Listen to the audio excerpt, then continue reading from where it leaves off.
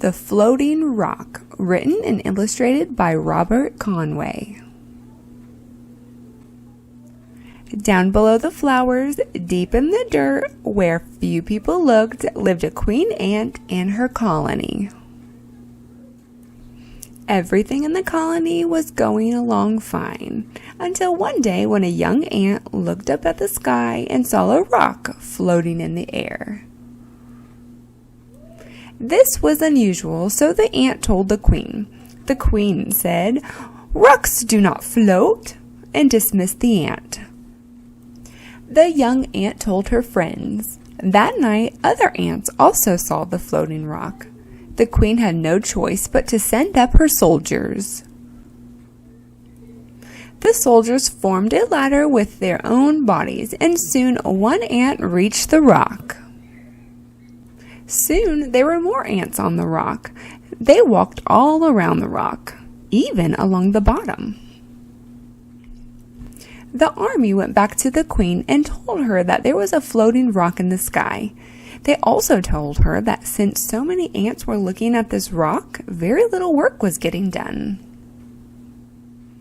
Some ants were even beginning to whisper that this floating rock was more important than the queen. The queen thought all night about what to do. The next day, the queen told her army to build a mountain of dirt under the rock.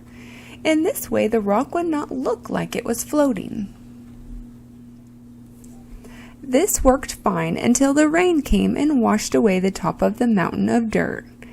The queen ant knew what had to be done. She called on her friend, the queen bee, and together they worked out a plan to move the rock.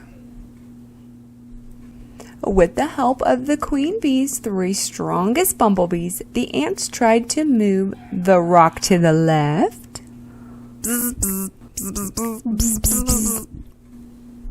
they tried to move the rock to the right,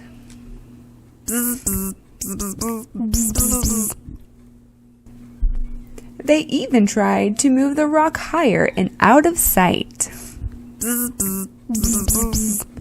The rock would not move. The queen ant told her army to rub blue flowers on the rock and make the rock the color of the sky. The rain came again and washed away the color. The queen thought about what to do next. The next morning, the queen made an announcement to all of the ants. "As queen of this colony, I have decided that there will be a floating rock and that this rock will continue to float for as long as I want it to." All of the ants thought this was the most wonderful speech they had ever heard. They praised the queen for making the rock float, and all of the ants went back to work. Within a few days, the ants had forgotten about the rock. All that is, except for one little ant, who at the end of the day would look up at the rock and wonder.